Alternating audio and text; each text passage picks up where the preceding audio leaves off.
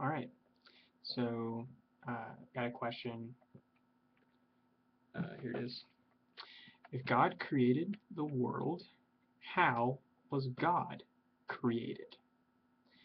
So this question already has something assumed in it. What is that? Well, the question assumes what it's trying to ask already, and that being that God is created. When God isn't created, He has always been. He is uncreated. He has always existed. Nothing created God because if something else created God, then there's something more powerful than God. And we should be worshiping that thing and not God. Also, God could not have created himself. That's the most common answer I hear from people. That God created himself. Look, if something doesn't exist, can it do anything? No, right? If something already doesn't exist, well, it doesn't exist. Non-existent things don't do anything. They especially don't create.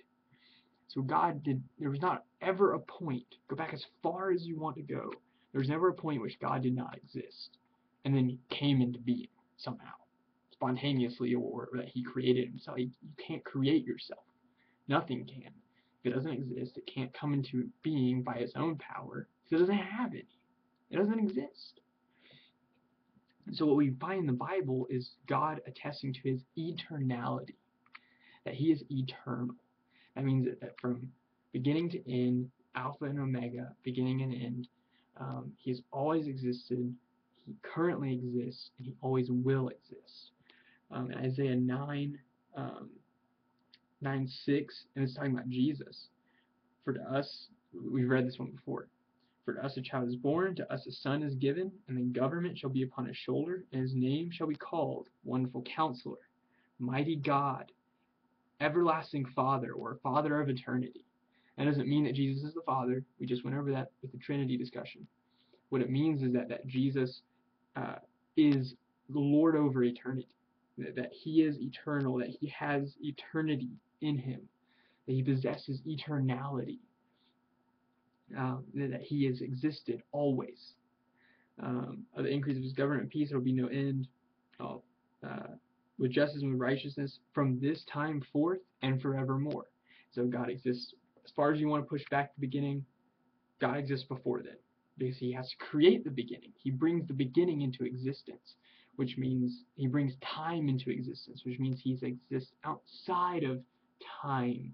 And so he's eternal. He's always been.